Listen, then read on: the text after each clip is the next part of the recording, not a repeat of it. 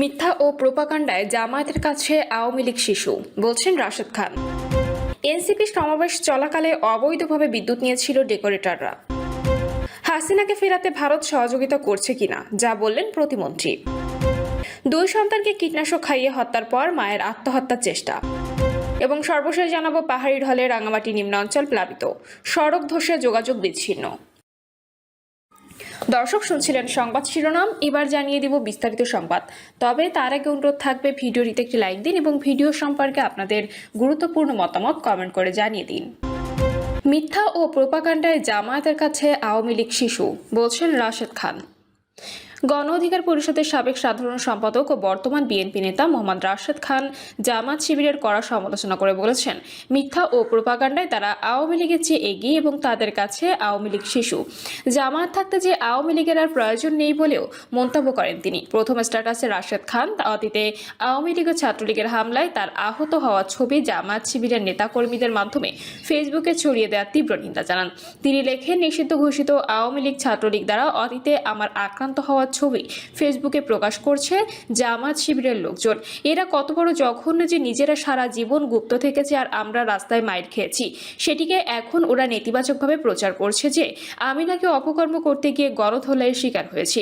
ওদের গুজবে বিভ্রান্ত হয়ে অনেকে আমাকে কল ও মেসেজ করে খোঁজ খবর নেওয়ার পরিপ্রেক্ষিতে ফেসবুকে পোস্ট করে বিষয়টি সম্পর্কে খোলাসা করলাম।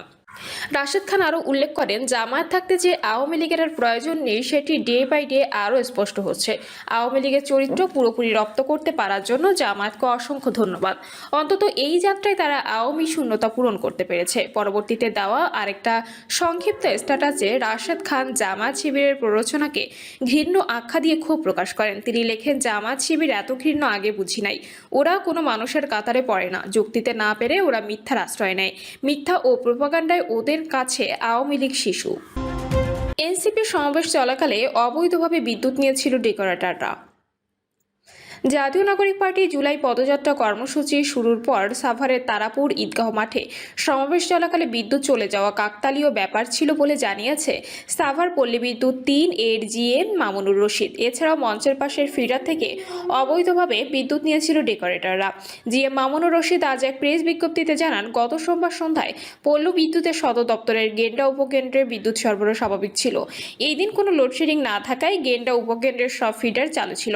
ঢাকা পল্লী বিদ্যুৎ সমিতি ৩ এর মহাব্যবস্থাপনা মোহাম্মদ মামুন আর রশিদ বলেন, এনসিপি সমাবেশে নিরবিচ্ছিন্ন বিদ্যুতের জন্য মৌখিক কিংবা লিখিত কোনো আবেদন আমাদের কাছে করেনি।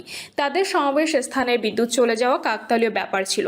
ইচ্ছাকৃতভাবে কেউ বিদ্যুৎ বন্ধ করেনি। যারা মঞ্চ তৈরি করেছে সেই ডেকোরেটরদের লোকদের সঙ্গে আমরা কথা বলেছি। মঞ্চের পাশে ৪ নম্বর ফিডার থেকে হুক বাজিয়ে অবৈধভাবে বিদ্যুৎ নিয়েছিল।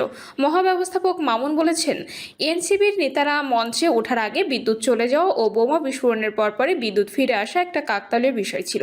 এই কারণেই তদন্ত কমিটি করা হয়েছে এবং ঘটনার পর তিনি বাংলাদেশ পল্লী বিদ্যুতায়ন বোর্ডের চেয়ারম্যান বরাবর একটি প্রাথমিক প্রতিবেদন পাঠিয়েছেন। এনসিপি ঢাকা জেলার সদস্য সচিব ও মামলার বাদী মোহাম্মদ সালামত উল্লাহ রানী বলেন, আমাদের এই প্রোগ্রামের বিষয়ে আমরা প্রশাসনকে লিখিতভাবে অবহিত করেছি। এখন বাকি বিষয় তো প্রশাসন দেখবে। তবে বিদ্যুৎ যখন চলে যায় সঙ্গে সঙ্গে আমরা পল্লী বিদ্যুতের অফিসে অভিযোগ নাম্বারে একাধিকবার কল করেছি, কিন্তু কেউ ধরেননি। হাসিনাকে ফেরাতে ভারত সহযোগিতা করছে কিনা, যা বললেন প্রতিমন্ত্রী। পররাষ্ট্র প্রতিমন্ত্রী শামা ওবায়দ ইসলাম বলেছেন, ভারত থেকে ক্ষমতাচ্যুত সাবেক প্রধানমন্ত্রী শেখ হাসিনাকে দেশে ফিরিয়ে আনার ক্ষেত্রে বাংলাদেশে কূটনৈতিক প্রচেষ্টায় তিনি কোনো ঘাটতি দেখেন না। প্রতিষ্ঠিত কূটনৈতিক চ্যানেলের মাধ্যমে এই প্রক্রিয়া অব্যাহত রয়েছে। তিনি বলেন, অন্তর্বর্তী সরকারের সময় শেখ হাসিনাকে প্রত্যর্পণের প্রক্রিয়া শুরু হয়েছিল এবং জাতীয় নির্বাচনের পর বর্তমান সরকার দায়িত্ব গ্রহণের পর তা আবারও শুরু হয়েছে। এ ধরনের প্রক্রিয়ায় সময় লাগে। তিনি উল্লেখ করেন, প্রত্যর্পণ চুক্তি বা অন্য কোনো প্রযোজ্য আইনি কাঠামোর আওতায় দণ্ডিত কোনো ব্যক্তিকে ফিরিয়ে আনার ক্ষেত্রে প্রতিষ্ঠিত প্রক্রিয়া ও আন্তর্জাতিক বিধিবিধান অনুসরণ করতে হয়। শামা ওবায়দ বলেন, বিষয়টি শুধু পররাষ্ট্র মন্ত্রণালয়ের একক দায়িত্ব নয়, স্বরাষ্ট্র মন্ত্রণালয় এই প্রক্রিয়া সক্রিয়ভাবে কাজ করছে।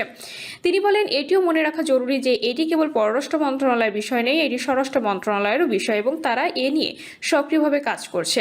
ভারত সহযোগিতা করছে কিনা অথবা কোনো আইনি জটিলতা রয়েছে কিনা এমন প্রশ্নের জবাবে শামা ওবায়দ বলেন, বিষয়টি আইনি দিকগুলো আইন মন্ত্রণালয়, স্বরাষ্ট্র মন্ত্রণালয় পর্যালোচনা করবে। তিনি বলেন, পররাষ্ট্র মন্ত্রণালয়ের দৃষ্টিকোণ থেকে আমাদের যে কূটনৈতিক প্রক্রিয়া অনুসরণ করার কথা আমরা সেটাই করছি। এক্ষেত্রে আমি কোনো ঘাটতি দেখি না। শেখ হাসিনা দেশে ফেরার বিষয়ে গণমাধ্যমে প্রকাশিত মন্তব্য প্রসঙ্গে প্রতিমন্ত্রী বলেন, পলাতক ও দণ্ডিত একজন আসামির বক্তব্য চলমান আইনি ও কূটনৈতিক প্রক্রিয়ার জন্য প্রাসঙ্গিক নয়। তিনি বলেন, বাংলাদেশের একটি আদালত শেখ হাসিনাকে দোষী সাব্যস্ত করেছে এবং অসংখ্য অপরাধ, অবিচার ও দমন পীড়নের ঘটনার পর তিনি দেশ ছেড়ে পালিয়ে গেছেন। তিনি বলেন, শেখ হাসিনা কি বললেন বা বললেন না সেটি এখানে প্রাসঙ্গিক নয়। শামা বলেন, অন্তর্বর্তী সরকারের সময় থেকেই বাংলাদেশের সরকার কূটনৈতিক চ্যানেলের মাধ্যমে ভারত সরকারের সঙ্গে এ বিষয়ে যোগাযোগ করে আসছে এবং সেই যোগাযোগ এখনো অব্যাহত রয়েছে। তিনি বলেন, সরকার আশা করছে প্রযোজ্য আইনি প্রক্রিয়া অনুসরণ করে শেখ হাসিনাকে বাংলাদেশে ফিরিয়ে আনা হবে, যাতে তাকে দেশের আইনের প্রক্রিয়ার মুখোমুখি করা যায়। পররাষ্ট্র প্রতিমন্ত্রী বলেন, দুর্নীতি, হত্যাকাণ্ড, গুমসহ বিভিন্ন অবিচারের অভিযোগে বাংলাদেশের মাটিতে শেখ হাসিনার ন্যায্য ও স্বচ্ছ বিচার হবে। দেশের জনগণ এমনটাই প্রত্যাশা করে। 2 সন্তানকে কীটনাশক খাইয়ে হত্যার পর মায়ের আত্মহত্যার চেষ্টা। গাজীপুরের শ্রীপুরে পারিবারিক কলহের জেরে 2 শিশু সন্তানকে কীটনাশক পান করিয়ে হত্যার পর মনি আক্তার নামে এক মা আত্মহত্যার চেষ্টা করেছেন। স্থানীয় সূত্রে জানা যায়, মনি আক্তার উপজেলার টেপিরবাড়ি এলাকায় একটি আবাসিক কলোনিতে স্বামী ও 2 সন্তান নিয়ে বসবাস করতেন। তাদের পরিবারে নানা বিষয়ে কলহ ও অভাব ছিল। বিকেলেও মনি আক্তার ও তার স্বামীর মধ্যে কলহ হয়। পরে 2 সন্তান সহ নিজেও কীটনাশক পান করে অস্বাভাবিক আচরণ করতে থাকেন। পরে প্রতিবেশীরা তাদের উদ্ধার করে শ্রীপুর উপজেলা স্বাস্থ্য কমপ্লেক্সে নেন। সেখানে 2 শিশুর অবস্থার অবনতি হলে মা ও 2 শিশুকে ময়মনসিংহ মেডিকেল কলেজ হাসপাতালে পাঠান। সেখানে নেওয়ার পর চিকিৎসক 2 শিশুকে মৃত ঘোষণা করেন এবং মা মনি আক্তারকে ভর্তি করা হয়। শ্রীপুর উপজেলা স্বাস্থ্য কমপ্লেক্সের আবাসিক মেডিকেল অফিসার ডক্টর বিজন মালাকার বলেন, 3 জনই বিষপানে আক্রান্ত হন। বাচ্চা দুটোকে দ্রুত ময়মনসিংহ পাঠালেও তারা মারা যায় এবং বাচ্চাদের মাকে ময়মনসিংহ মেডিকেল কলেজ হাসপাতালে পাঠানো হয়েছে। শ্রীপুর থানার ভারপ্রাপ্ত কর্মকর্তা শাহিনুর আলম বলেন, ঘটনাটি তদন্ত করে দেখা হচ্ছে। প্রাথমিকভাবে পারিবারিক কলহের জেরে এই ঘটনা ঘটেছে বলে ধারণা করা হলেও তদন্ত শেষে প্রকৃত ধারণা জানা যায়। পাহাড়ি ঢলে রাঙামাটি নিম্নাঞ্চল প্লাবিত, সড়ক ধসে যোগাযোগ বিচ্ছিন্ন। টানা 4 দিনের ভারী বর্ষণ ও পাহাড়ি ঢলে রাঙামাটির বাঘাইছড়ি ও বিলাইছড়ি উপজেলায় বিস্তীর্ণ নিম্নাঞ্চল প্লাবিত হয়েছে। পানিবন্দী হয়ে পড়েছে হাজারো মানুষ। একই সঙ্গে দীঘিনালা বাঘাইছড়ি সড়কের একটি অংশ ধসে পড়ায় সড়ক যোগাযোগ বিচ্ছিন্ন হয়ে কার্যত অচল হয়ে পড়েছে দেশের বৃহত্তম উপজেলা বাঘাইছড়ি। রাঙামাটি আবহাওয়া পর্যবেক্ষণ কেন্দ্রের তথ্যমতে গত 24 ঘন্টায় জেলার 130 মিলিমিটার বৃষ্টিপাত রেকর্ড করা হয়েছে। খোঁজ নিয়ে জানা যায়, জেলার বাঘাইছড়ি পৌরসভার বেশ কয়েকটি ওয়ার্ডের প্রায় 30টি গ্রামের বসতঘর, ফজলি জমি বন্যার পানিতে ডুবে আছে। এতে চরম বিপাকে পড়েছেন সেখানকার বাসিন্দারা। অনেকেই গৃহপালিত পশু পাখি নিয়ে আশ্রয় কেন্দ্রে অবস্থান করেছেন। এছাড়া বিলাইছড়ি উপজেলার ফারুয়া বাজার ও কিছু গ্রাম পাহাড়ি ঢলের পানিতে ডুবে গেছে। অন্যদিকে খাগড়াছড়ির মহালছড়ি সড়ক ডুবে থাকায় রাঙামাটির সঙ্গে সড়ক যোগাযোগ সাময়িকভাবে বন্ধ রয়েছে। দুর্যোগ পরিস্থিতির অবনতির সঙ্গে সঙ্গে আশ্রয় কেন্দ্র বাড়ছে দুর্গত মানুষের সংখ্যা। এদিকে দীঘিনালা বাঘাইছড়ি সড়কের 3 মাইল নামক স্থানে সড়ক ধসে যানবাহন চলাচল বন্ধ রয়েছে। এতে কার্যত অচল হয়ে পড়েছে দেশের বৃহত্তম উপজেলা বাঘাইছড়ি। সড়কে দীঘিনালা অংশে পানি থাকায় ধসে যাওয়া সড়ক মেরামতে কার্যকর কোনো পদক্ষেপ নিতে পারেনি সড়ক ও জনপথ অধিদপ্তর। এ বিষয়ে খাগড়াছড়ি সড়ক ও জনপথ বিভাগের উপসহকারী প্রকৌশলী প্রিয়দর্শী চাকমা জানান, বৃষ্টির কারণে বিভিন্ন জায়গায় পানি ওঠায় স্পটে যেতে পারেনি। তবে বিষয়টি ঊর্ধ্বতন কর্মকর্তাকে জানিয়েছি। সেফটি গেট ওয়াল দেওয়া হলে স্থায়ী একটা সমাধান হতে পারে।